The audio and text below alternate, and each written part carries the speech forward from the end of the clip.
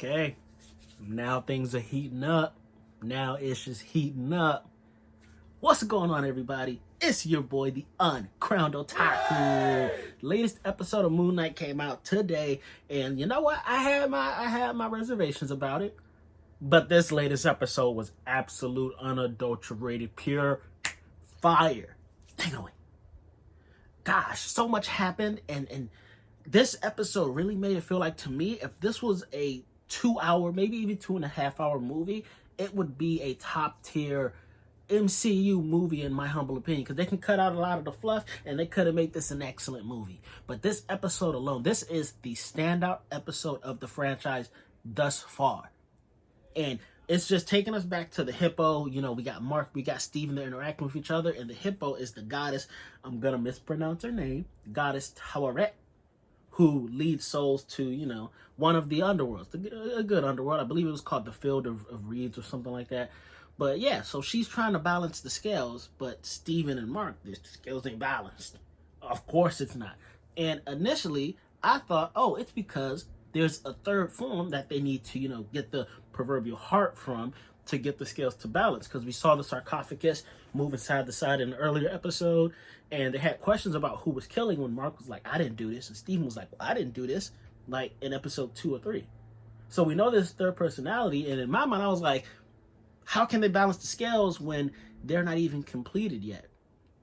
So they start really exploring the depths of each other's mind. And I said this last video that Mark made up Steven, because we saw that Indiana Jones, like, kind of like knockoff movie where the guy's name was Stephen Grant. And I'm like, okay, well, Steven's name is Stephen Grant. No way that's a coincidence. So we finally get to explore a little bit of Mark's childhood, and he had it rough. And I don't want to say it's his fault, because all kids make mistakes. As a kid, if you say you were a perfect child, you're a liar. You're a filthy, dirty, scum-sucking liar. All kids make mistakes. And unfortunately, Mark made a super tragic mistake of leading his brother into a cave when it was raining. The brother specifically said, Mom said, don't go in here when it's raining. And he was like, hey, don't be scared. Don't be a punk. And unfortunately, that led to his brother passing. And Mark's mom couldn't get past that. Now, the way Mark's mom treated Mark, oh, absolutely deplorable. She made it seem like it's all Mark's fault. Lady, you're the adult in the situation. You allowed them to go off and do stuff unsupervised.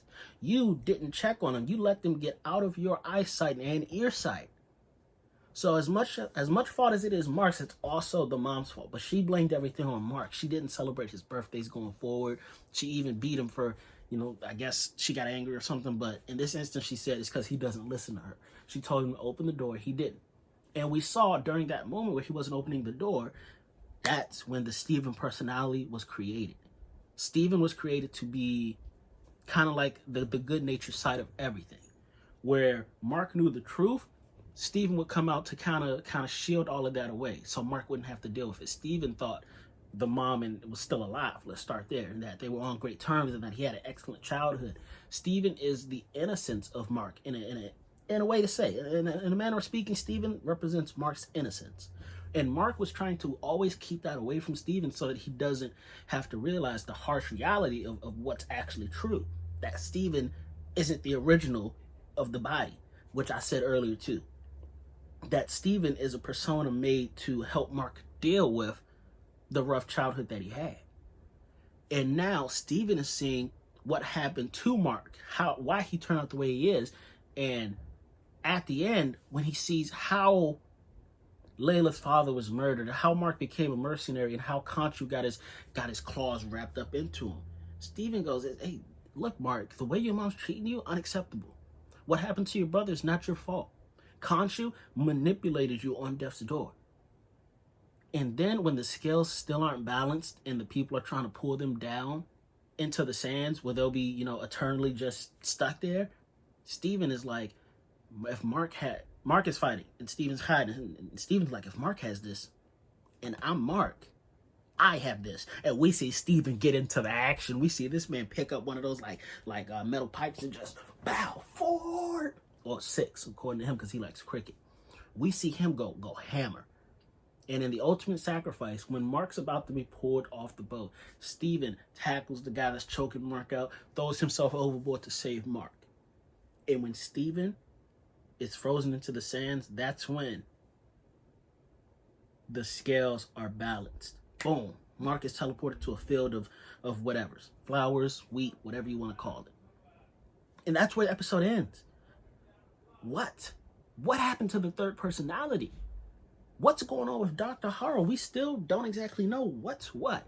Because when they're talking to each other, we do see that they zoom back into the psych ward where Dr. Harrow's trying to talk to them, and it looked like Dr. Harrow, I don't know if this is his power, his ability, or if Steven and Marc really are just tripping the riff fantastic, because Dr. Harrow is digging deep. He is trying to learn how things work, what makes Steven and Marc tick. So that could be his ability with the scales and how he learns stuff, like I theorized before, but it also could just be Steven's mind, Marc's mind. They are certifiably nuts. Even the goddess Towerette was like, you know, this place gets manifested into whatever kind of you want. This was her first time seeing a psych ward, and they both admit they're nuts. So Dr. Harrow, even if this is his power, he's actually doing a good job bringing Marc and Steven together, in my humble opinion. He's asking some questions, got him really thinking, but we still don't know, like, when they teleport there, is that his ability? Is that the real world? Are they actually in a psych ward? Like, what's what? 10 out of 10 for this episode. I love this episode. There was one sighting of Moon Knight when Khonshu first got him to, like, be his fist of vengeance. But beyond that, for this to be an episode where there wasn't really any Moon Knight action, 10 out of 10 for me. I love this episode. This was the most vital episode of this series, in my humble opinion, and now I'm hooked. I'm still not saying it's good. Moon Knight is a good series. I'm not putting it on excellent yet. But this episode drastically changed my opinion of what's going on. Now, the way they handle everything going forward will affect what I think as well. But right now, this one episode was a masterpiece, bro. Excellent storytelling. Excellent plot development. Excellent mystery going on right now. What more could you ask for? Seeing the personal development between the two personalities, seeing how they grow closer through learning the truth. I get why Marc was trying to hide it. I get it. You gotta let Steven know what's going on. You got to. What's gonna happen to Steven? He's frozen. Granted, he is just a personality. As long as Marc, the originator, is alive, shouldn't Steven be able to come back? What about the third personality? Will they free Khonshu? Become Moon Knight? Because Towerette said their body has a bullet in it. If she sends them back now, they'll just die. But if they can free Khonshu and then they get sent back, they can live through the power of Khonshu and the Moon Knight. What do y'all think's gonna happen? Comment down below. Don't forget to like, share, please subscribe. We're on the road to 1K. Every subscribe helps. We're gonna have that mini celebration like I keep telling y'all. But hey, I'm loving this series. I hope y'all are too. Comment down below. I'm Crown Kingdom. I've been your boy, the Uncrowned Otaku. And this is my fire. My fire of vengeance. This is my soldier. And it burns eternally. I'm out of here, y'all.